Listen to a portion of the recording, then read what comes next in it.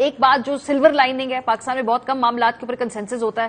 غالباً یہ جو اس وقت جو ڈاکومنٹ جو آئی ایم ایف کے ساتھ ہمارے معاملات طے ہوئے ہیں، یہ پہلی مرتبہ ہے کہ جی تمام پارٹیز آن دا بورڈ ہیں. ایون تحریک انصاف جو سمجھتی ہے کہ دے ہیو بین رانگڈ، لیکن اس معاملے کے اوپر بھی ایک کنسنسس، وائڈر کنسنسس ہے. Where do we go from here? Space کتنی ہے تمام سیاسی جماعتوں کے پاس اس گزشتہ اگلے آنے والے 9 مہینوں میں، جبکہ الیکشن ایئر بھی ہے، اور کیا اس میں سے ریئلسٹکلی ہم کر سکتے ہیں؟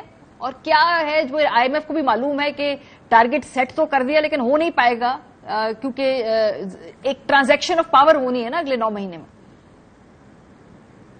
جی السلام علیکم، بہت شکریہ جی مجھے پروگرام میں لینے کے لیے. آپ نے بالکل خود ہی اس چیز کا جواب دے دیا کہ ٹرانزیشن آف پاور ہے اور 3 چینج آف گارڈز ہیں آگے.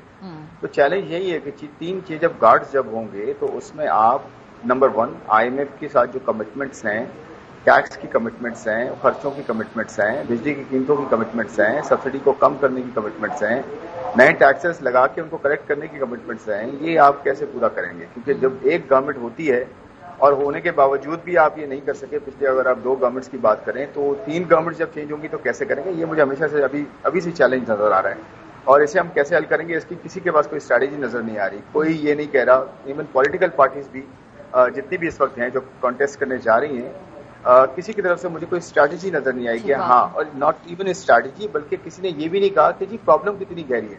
تو یہ بھی تو کہے کہ پرابلم کتنی گہری ہے کہ ہم ٹیکسز صحیح نہیں لگا رہے. سب سے بڑی چیز کسی بھی پرابلم کا سولوشن جب شروع ہوتا ہے تو اس کا سب سے پہلا جو عمل ہوتا ہے وہ ڈائگنوسٹکس ہوتا ہے. تو کسی نے تو ڈائگنوسٹکس بھی نہیں کیا ہوا کہ بھائی ہمارے پاس کتنی گہرائی کا پرابلم ہے، کتنا زیادہ جو ہے وہ کہتے ہیں نا کھڈا کتنا گہرا ہے، یہ تو کسی کو پتہ ہی نہیں ہے کہ ہم اپنے ٹیکسز کہاں لگا رہے ہیں اور جہاں لگا رہے ہیں ان کو ٹھیک کیسے کرنا ہے، چاہے وہ پینشنز ہوں، چاہے اسٹیٹ اون اینٹیز ہوں، پبلک سیکٹر اینٹیز جو ہیں، یا پھر energy sector. Single handedly energy sector آپ کو ڈیفالٹ کر سکتا ہے. آپ آئی ایم ایف ایک طرف کر دیں، آئی ایم ایف آپ کو 10 بلین 15 بلین ڈالرز دے دے، دنیا آپ کو 20 بلین ڈالرز دے دے، وہ وقتی طور پہ آپ کا جو ہے وہ ایکسٹرنل اکاؤنٹ ٹھیک کر دے گی. لیکن جب آپ اپنے ہی مسئلے ٹھیک نہیں کریں گے، انٹرنل ریفارمز نہیں کریں گے، اپنے فسکل ریفارمز نہیں کریں گے، پولیٹیکل گورننس کے ریفارمز نہیں کریں گے، یہ مسئلہ بڑھتا جا رہا ہے. اور آپ کو میں یہ بتاؤں کہ جو سائیکل ہے نا وہ شارٹ ہوتا جا رہا ہے. آپ 6 مہینہ 9 مہینہ آئی ایم ایف لے کے ہم خوش ہو جاتے ہیں بس فور دا ٹائم بینگ، اور ہم کہتے ہیں جی سب کچھ ٹھیک ہو گیا، اسٹیبلٹی آ گئی اور ہمارے پاس ڈالرز آ گئے.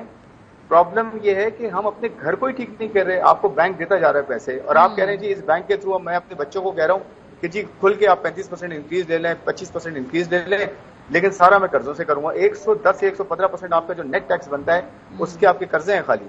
آپ یہ کہہ رہے ہیں کہ میں شروع قرضوں سے کر رہا ہوں اور اپنے بچوں کو کہہ رہا ہوں کہ کھل کے آپ جو ہے وہ خرچ کریں.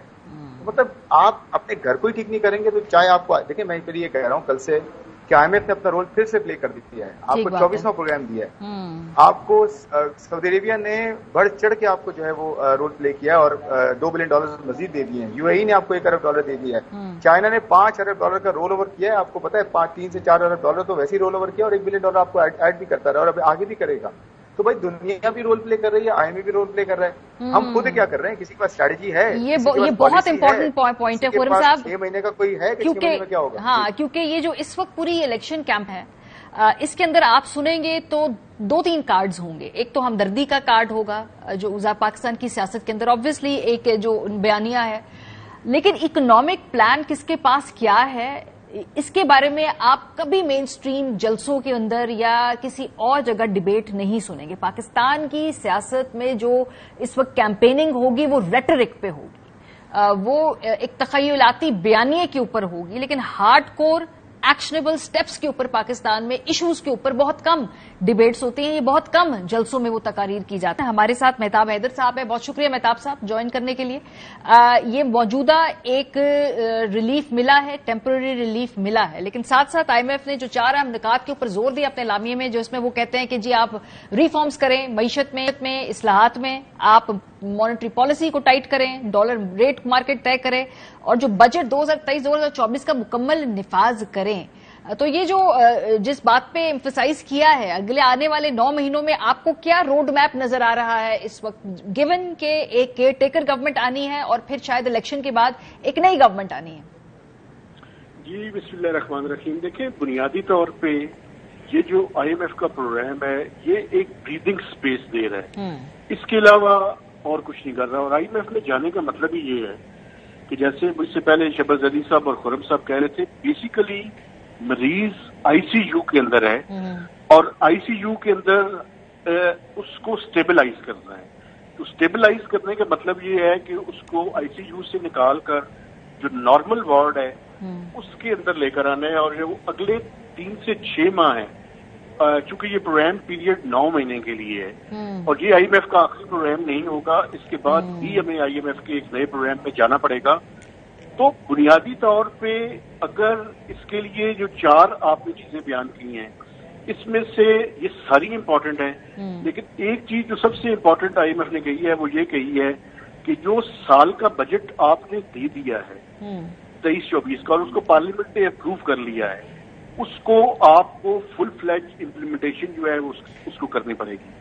और अभी आईएमएफ की स्टाफ रिपोर्ट नहीं आई, आप देखेंगे जब वो स्टाफ रिपोर्ट आ जाएगी तो उसमें क्लियर कट आईएमएफ और पाकिस्तान ने इस बात से एग्री किया है कि इस प्रोग्राम के पीरियड के दौरान इस पूरे फाइनेंशियल ईयर में कोई सप्लीमेंट्री ग्रांट जारी नहीं होगी, क्योंकि आप ये देखेंगे ये बड़ी नॉर्मल रूटीन बन गई है कि पार्लियामेंट एक बजट को अप्रूव करती है, उसके बाद हमारी मिनिस्ट्रीज बाद में जागती हैं, चाहे वो डेवलपमेंट के एक्सपेंडिचर्स हो या नॉन डेवलपमेंट के एक्सपेंडिचर्स हो, वो उस पार्लियामेंट की वायलेशन में वो इखराजात सारे करने शुरू कर देते हैं और अगले साल का जब बजट आता है तो उस टाइम इंडोर्स करके उसको अप्रूव करवा दिया जाता है।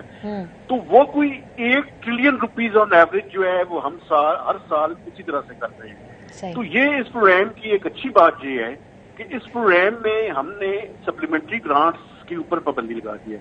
दूसरा, अगर आईएमएफ की प्रेस रिलीज को देखे और उसके साथ टेबल्स को देखे तो उसमें बड़ा क्लियर कट उन्होंने कहा हुआ है कि आपने देखा कि हुकूमत ने कहा कि एवरेज इन्फ्लेशन 21% होगी। आईएमएफ का डॉक्यूमेंट ये बता रहा है कि ये 26% के लगभग होगी, 25.9% एग्जैक्टली हेडलाइन इन्फ्लेशन। इसका मतलब ये है कि अगले चंद महीनों के दौरान इन्फ्लेशनरी प्रेशर में इजाफा होगा, जितनी हुकूमत तो कर रही है शायद उससे ज्यादा हो। बिजली की कीमतें बढ़ानी पड़ेंगी, गैस की कीमतें बढ़ानी पड़ेंगी, इंटरनेशनल मार्केट में अगर पीयूएल की प्राइसेस बढ़ती हैं तो वो भी करनी पड़ेंगी, और आखिर में रिफॉर्म्स की बात और मार्केट बेस्ड एक्सचेंज रेट की बात बड़ी इंपॉर्टेंट है, क्योंकि जब तक हम एनर्जी सेक्टर में और टैक्सेशन साइड पे ये जो पब्लिक सेक्टर इंटरप्राइजेज हैं, मैं आपको बताऊं ये पाकिस्तान का पावर सेक्टर रहेगा या मुल्क रहेगा, दोनों इकट्ठे इस अंदाज में नहीं चल सकते। जिस तरह से पावर सेक्टर के लॉसेज हैं पिछले साल, उससे पिछले साल आप देखें तो पावर सेक्टर के लॉसेज पाकिस्तान के डिफेंस बजट से ज्यादा हैं। सही, ये सस्टेनेबल नहीं है।